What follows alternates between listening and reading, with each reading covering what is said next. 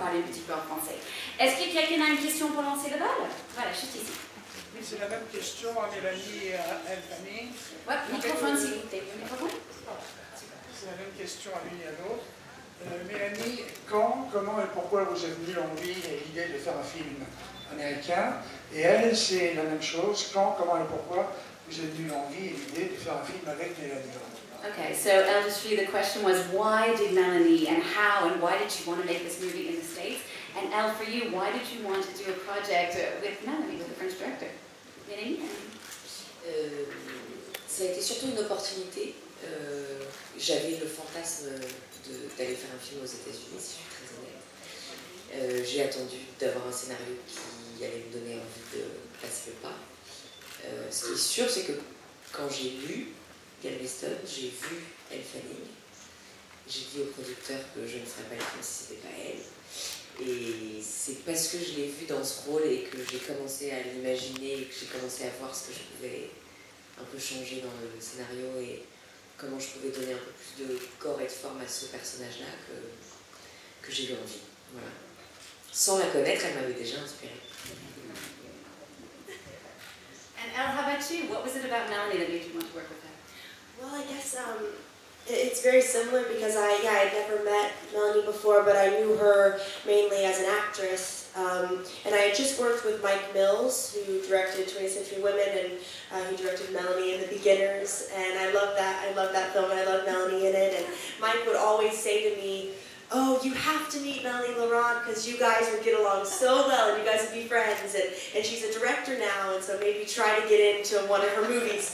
And then kind of shortly after, he put it out to the universe, and then I heard that Melanie was going to direct Galveston and that there was a part for a girl my age in that movie. And basically, I guess we were just feeling the same thing. I wanted to work with her, and she, was thinking about me for the role, so then I read the script and we had a Skype meeting over the computer. I think you were in Africa and I was in New York or something, and then just from that moment, we said yes right away, so we screamed, Voilà, donc elle dit en fait, c'était à peu près la même chose qu'elle disait Mélanie, en fait elles se sont jamais rencontrées, elle connaissait Mélanie en tant qu'actrice, et en fait elle venait de faire un film avec Mike Miller, 20th Century Women, et Mélanie avait fait le film Beginners avec le même des auteurs, et il avait dit à Mélanie et à Elle, il faut que vous vous rencontriez, vous allez être amis, c'est sûr, et je sais que Mélanie va commencer à réaliser les films, donc vas-y un petit peu voir si tu peux trouver un moyen de travailler avec elle.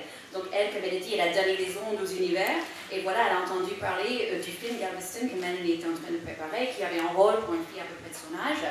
Et voilà, elles se sont rencontrées, elles ont fait un rendez-vous par Skype. Melanie était en Afrique, elle pense, elle était à New York, et tous les deux avaient un bon feeling, et ils ont dit oui, et tous les deux se sont mis à crier. Ouais. Ok, une autre question?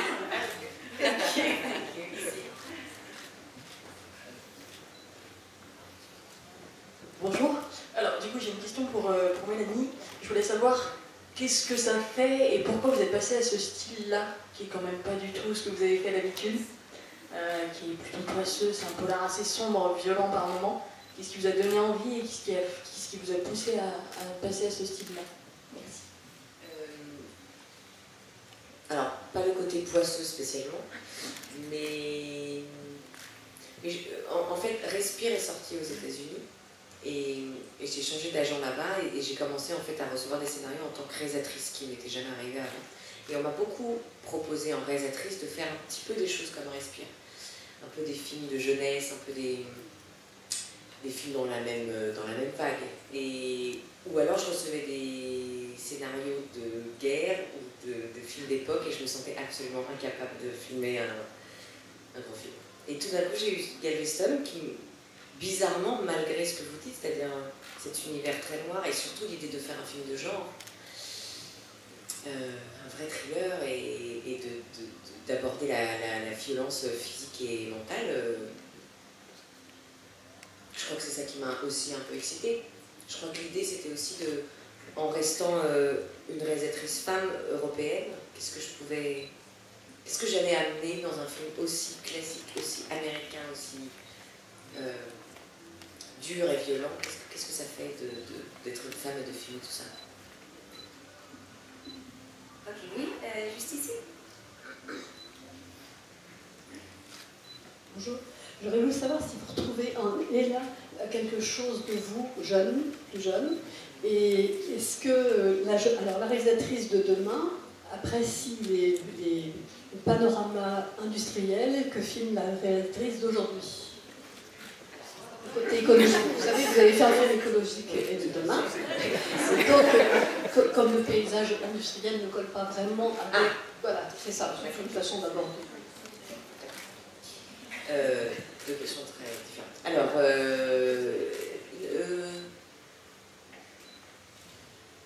est-ce que je vois Peut-être par rapport à elle d'abord. Est-ce que vous trouvez elle vous jeune un petit peu ou pas?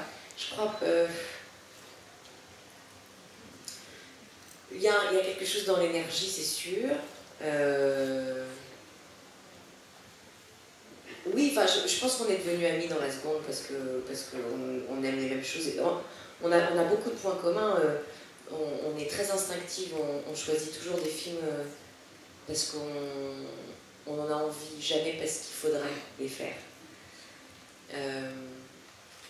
Mais après, je la trouve beaucoup plus talentueuse et beaucoup plus belle et beaucoup plus géniale et beaucoup plus... ça, donc voilà. Mais en tout cas, ce qui est fascinant chez cette jeune fille, c'est qu'elle a commencé à tourner, elle était encore bébé, elle a beaucoup fait de films, elle n'a que 20 ans, et il y a une fraîcheur et une envie et une facilité à travailler avec elle qui est extraordinaire, c'est-à-dire que elle est là et elle est heureuse d'être là et elle vous fait confiance, et pour un réalisateur, c'est une chance inouïe de travailler avec quelqu'un comme ça. Et alors l'écologie, le contraste, le paysage industriel, c'est très vague comme question. Le contraste entre le... En fait, vous voulez savoir quoi par rapport à la lumière du cinéma en fait Est-ce qu'elle est intéressée aussi par le côté industriel de son film? Ah, le film, c'est ça, d'accord, j'ai un lien avec le film. Oui. C'est très bon son film. Oui. C'est quand même industriel. Ah oui, c'est pas parce que j'ai fait le documentaire demain que je vais arrêter de filmer la vie et ce qui se passe malheureusement dans le monde. Tant que je ne dis pas que c'est ça qui est bien, je pense que je peux encore... ouais. Après, on parle d'une Amérique dans les années 90, avec aucune conscience écologique. Mais j'allais récupérer toutes les clubs que Ben jetait. Parce que ça me rendait dingue. Voilà, donc je fais un peu attention sur le plateau à essayer de... Voilà. Mais non, c'est pas une histoire écolo, c'est sûr. En revanche, on parle d'ouragans qui détruisent des villes entières en 15 secondes et de vies éliminées. Et ça, c'est le réchauffement climatique. Et voilà. Mais non, c'est pas un film là-dessus, c'est sûr. Ok, une autre question, s'il vous plaît, peut-être là-bas, monsieur Larry. Je voudrais reparler de Ben Foster, du coup, vous dites que Elle Fanning c'était un choix évident pour vous dès que vous avez reçu le scénario. J'aimerais savoir ce qui vous a plu dans Ben Foster, justement, qu'est-ce qui a balancé, quel contraste, du coup, encore à faire entre ce duo-là, en fait, comment il s'est fabriqué. Donc c'était beaucoup moins évident pour ce rôle, et les producteurs m'ont proposé beaucoup d'acteurs que j'avais pas envie de filmer. Non, je dirais pas. Et beaucoup longtemps. Et en plus, dans le scénario, le personnage était plus âgé. Et quand on a dit le nom de Ben, ça a été une évidence. On a fait pareil un Skype. On a parlé 20 minutes. Et il m'a dit ok. Je dis ah bon? Il m'a dit oui, ok, on va faire ce film ensemble. Et j'étais extrêmement heureuse parce que je trouve que c'est un acteur avec une dimension absolument dingue et très rare. C'est un être humain très particulier qui est un vrai bon mec, honnête, qui ne fait aucune concession et qui aime son travail et qui aime le faire bien. Et puis ce que je voulais aussi, je crois que ce que j'ai aimé dans ce film, c'était cette histoire d'amitié, ou alors cette histoire d'amour platonique, on l'appelle comme on veut. Et j'aimais bien leur ressemblance. J'aimais bien le côté un peu frère et sœur qu'il pouvait y avoir quand je les voyais tous les deux. Et ce qui était assez génial, c'est que Ben a un petit peu dans sa manière de travailler le côté acteur studio. Elle, pas du tout. Elle est beaucoup plus instinctive. Et je crois que Ben, avant de rencontrer elle, avant la première journée, m'avait préparé au fait que peut-être, parfois, il prendrait un peu de distance, qu'il ne voulait pas la rencontrer avant. Et au bout de 2 heures, ils sont allés manger au restaurant. Et donc on a oublié la méthode acteur studio tout de suite. Et ils sont devenus super potes, et voilà. Et elle, what was it like for you working with Ben? C'était comment pour vous cette rencontre avec lui justement?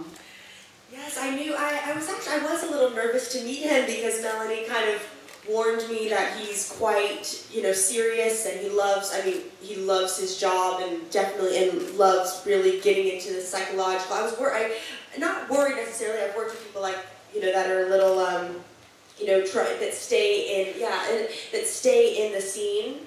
Like a lot of the time, and I'm someone who's very, I won't be method in it, of like necessarily staying in the scene. But everybody has their certain techniques and what works for them. But I remember Melanie was like, he might be this way, or whatever. But I was, I don't know, I was kind of scared to meet him. But really, after we kind of I think we had dinner for the first time at the hotel that we were both staying at for filming, and literally right after that we opened up to each other. We were like telling each other all of these crazy personal things in our lives that were going on, and I don't know, but we became really close, and much like our characters in the film, which obviously helped so much. And it's a lot easier to act that way if you really feel that way in real life. And I learned a lot from Ben. He's an incredible actor. It does take, and it's beautiful to watch someone take their work so seriously and have that intensity. And it really helps you as an actor. It puts me into the scene, watching him and living out, a lot of the rougher moments in the movie, because it's definitely not a comedy. So we had to experience a lot of pain together as well, and we got very close. Okay. So, elle nous dit que oui, effectivement, elle avait un peu peur au début parce que Melanie l'avait dit, oui, il faut faire attention, il est quelqu'un de très sérieux, il adore son boulot, bon, et elle s'inquiétait un petit peu parce qu'elle a déjà travaillé avec des acteurs qui restent tout le temps dans leur personnage, sur d'autres tournages et tout, alors qu'elle dit non, elle est beaucoup plus normale, un peu moins de méthode, si vous voulez, moins acteur studio. Elle ne critique pas, elle dit juste tout le monde a leur technique, mais Melanie l'avait quand même dit, bon, il faut faire attention. Et donc, du coup, ils se sont rencontrés, ils ont eu dîner à un hôtel, et puis tout d'un coup, il y avait un truc, un déclic, et ils ont commencé à donner des informations, à dévouer des informations personnelles les uns et les autres, raconter des histoires sur leur vie et tout. Ils sont devenus très très proches, un peu comme les personnages dans le film. Et elle dit qu'elle a vraiment appris beaucoup de choses de Ben Foster, et que c'était vraiment quelque chose de beau à le regarder, travailler, et ça l'a aidé dans son jeu. Et voilà, parce qu'en fait, ils font, comme vous avez vu le film, vous savez qu'ils parlent dans des scènes assez dures, il y a beaucoup de douleur et tout, et voilà, et donc pour elle, c'était un vrai plus de pouvoir travailler avec lui, et donc du coup, ils sont devenus très proches. Alors, qui d'autre? Peut-être juste ici? Bonjour. Déjà, je veux vous féliciter pour juste votre parcours, en général, parce que c'est très original et ça fait du bien de voir ça en France. J'ai pas encore vu le film, j'ai hâte de le voir ce soir. Je voudrais juste savoir 2 choses.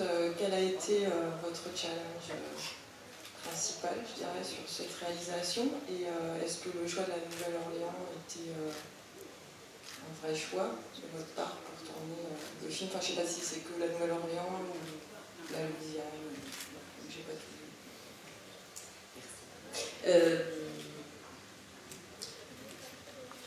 Il y a eu plusieurs petits challenges parler en anglais toute la journée, tout le temps. Je ne suis pas du tout bilingue, donc c'était un vrai challenge. Je me souviens que la dernière semaine, j'étais tellement fatiguée que j'arrivais, que je faisais and just do it. J'avais plus de vocabulaire, j'arrivais plus à faire une phrase. Parce que mon chef opérateur était français, donc je passais mon temps à parler français, et après il fallait que je retrouve mon vocabulaire en anglais, et il me manque des mots techniques, et voilà. Donc ça a été le premier challenge. C'était des journées de 14 heures, et pas dans sa langue. Et donc des fois on est frustré parce qu'on voudrait être plus précis avec ses acteurs, on voudrait... Et voilà. Après le tournage, honnêtement, il s'est très bien passé. Enfin, moi j'avais 2 Rolls-Royce à filmer tous les jours, donc je me suis éclatée. Ça allait vite. Moi j'ai normalement 2 mois de préparation pour faire un film, là j'ai eu 10 jours. Normalement j'ai 35 jours pour tourner, j'en ai eu 23. Donc ça c'était un challenge. Et après, voilà, aux États-Unis on n'a pas de Final Cut. On m'avait préparé psychologiquement, j'avais entendu plein d'histoires. Oui, c'est très bizarre pour nous, on est très européens et on débarque là-bas et on a un producteur qui est là tous les jours et qui vous dit un petit peu ce qu'il faut faire. Ben, on apprend à se battre. Ouais. Mais tout va bien. J'ai hâte de refaire un film là-bas. Ah oui, pardon, et la Louisiane, en fait, on faisait croire qu'on était à la Nouvelle-Orléans et en fait on était à Savannah. C'était un choix délibéré de... Non, il fallait trouver une ville pour faire tout. Montage. Juste ici devant. Bonjour. Donc vous dites que vous êtes beaucoup en fait mise sur le tournage avec le producteur, vous êtes adapté aux contraintes là-bas américaines. Est-ce que vous pensez avoir insufflé quelque chose de français dans ce tournage américain ?